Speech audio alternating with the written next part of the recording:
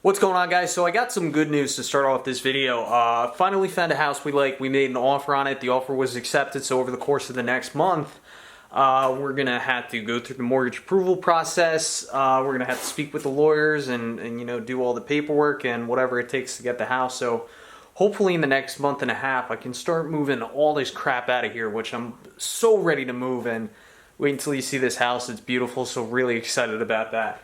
Now, what this video is about, I'm working on my Craftsman riding lawnmower here, and I blew a crankshaft seal, so let me show you what's going on here. So this right here is obviously your crankshaft, and I guess you could call this a flywheel. Let me get that lens cap out of the way. But anyway, oil's been flying out all around this flywheel right here. Now, typically what you'd be able to do is you'd be able to put some type of puller in here, thread bolts in here and here, and just pull this flywheel out. However, looks like rust got in here at one point and I'm not going to be able to thread any bolts in there. So I have had to get a little bit creative. I'm not sure if this is going to work, but I'm hoping that it will. But anyway, what's on top of here is you have a little fan, and it wasn't bolted in there. There's just those little two holes. Whoa, jeez. Anyway, these are just little alignment holes right here. So this literally just pops right on and off. And then there's a bolt in there. That was a little bit challenging to get that off. What I ended up doing is I ended up taking a punch.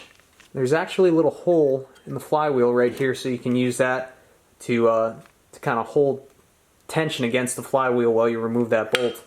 So anyway, back to what I need to do. I need to pull out that flywheel, and because we don't have those bolt holes, I made some makeshift pullers, and I haven't put this to the test yet, but we'll see if this works. So this is some threaded rod. It looks a little bit bigger than 1/2 inch.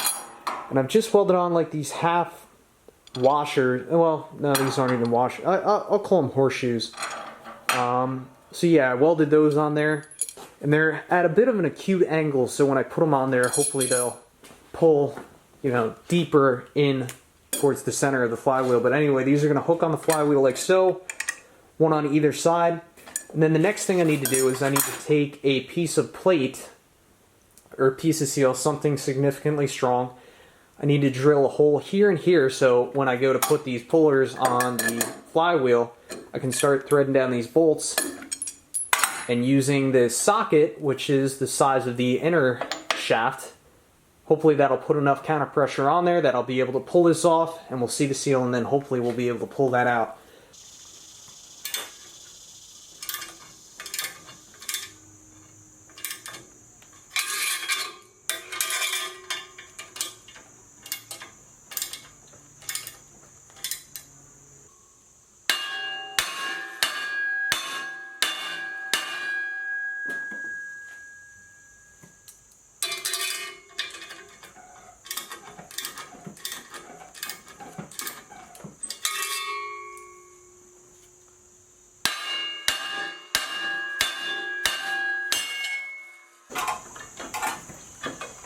I'm going to see if I can just pull this thing off of here, because it actually seems like it'll come right off now.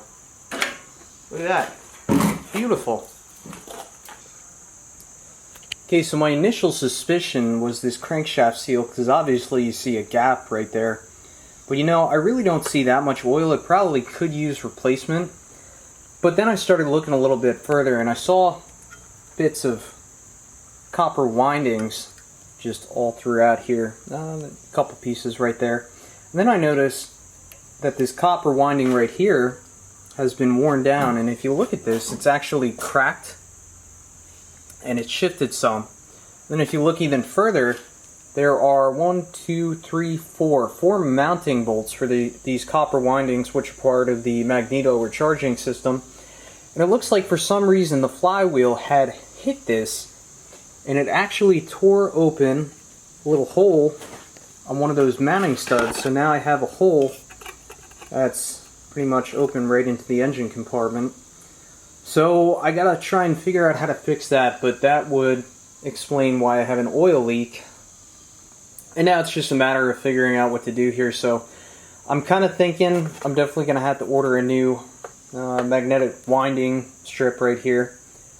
And then from there, maybe I could get away with just, you know, putting some JB weld in that open hole right there and eliminating that stud and having the other 3 hold it on. kind of thinking that's my best option at this point, if I can even find this part. But that still leaves the question of why did the flywheel make contact with this? So I have some zinc, I believe they're a zinc alloy brazing rod, and I'm going to attempt to braze this piece back on here. But the first thing I got to do is prep the surface, so I'm just taking my Dremel. We're going to clean this up the best that we can.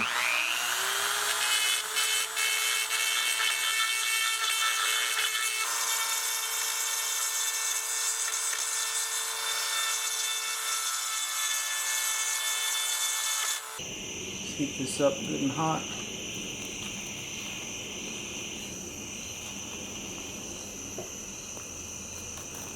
Oh yeah, control that heat. Yeah, I'm not doing a great job, but that's okay.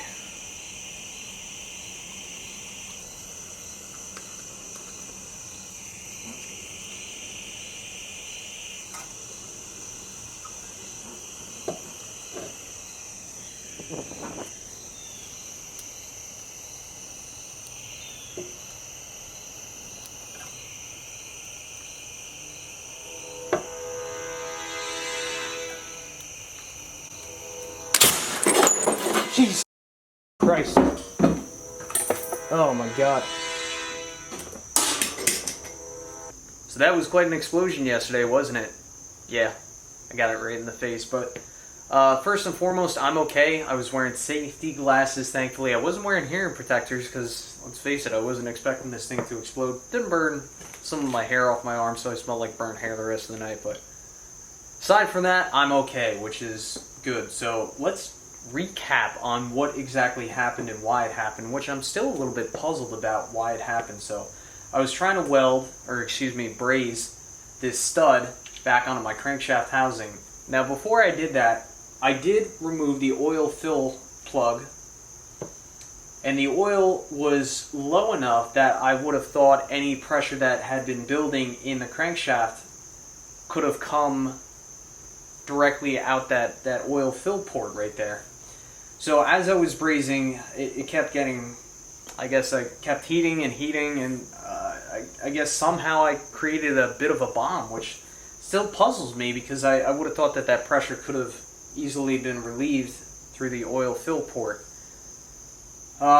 So yeah, just a little bit puzzled. And anyway, what happened, I guess, you know, the gases and pressure built up and it finally ignited, and then oil blew out the port right into my face, and I think there was a little fireball that ensued. So I don't know, maybe I didn't have the oil drained low enough, which to be honest, I didn't drain any of the oil, but I would have thought that, again, there would have been enough space in there for the gases to escape. And even so, if there was enough pressure, I would have thought that the oil would have kind of overflowed, or the gases would have gone, you know, and bubbled up through the oil. So I don't know, I don't see that oil was plugging anything up.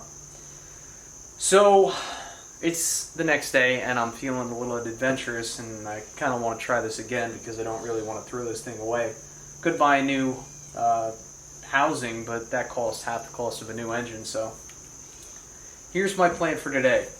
Now in this crankshaft, there's this device over here, which I believe this is called a PCV valve, and what it does is it takes well, there's some blow-by in this engine, which there's blow-by in all engines, that's kind of normal. So what happens is that blow-by gas goes into the crankshaft housing, and then it goes through a PCV valve, which I believe is like a check valve, a one-way valve.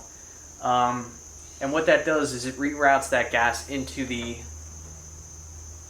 I guess, the carburetor, and that gas, or yeah, the blow-by gas is kind of sent back into the carb, and it's gone through the engine a second time to try and burn off any unburned fuel. So I'm going to remove the PCV valve, and I'm thinking I'm going to put a little bit of air pressure in here, and I'm going to see if air is coming out where this PCV valve mounts, just to make sure that I have adequate ventilation this time. And then I'm going to grind off everything that I brazed on this case so far. And unfortunately I did melt the stud, so I was definitely going too hot. You know, something I'm thinking, maybe there was some water trapped in between this stud and the case, and I don't know if you guys have ever experienced it, but if you sandwich, you know, two pieces of steel between some water and you get the steel really hot, that water will actually explode. It's happened to me once before, and it can be pretty violent, but my experience was pretty minor. So maybe that's what happened, but that wouldn't explain why the oil shot out through the fill cap. So I tried my very hardest to braze on that aluminum block onto the case, and it wouldn't take.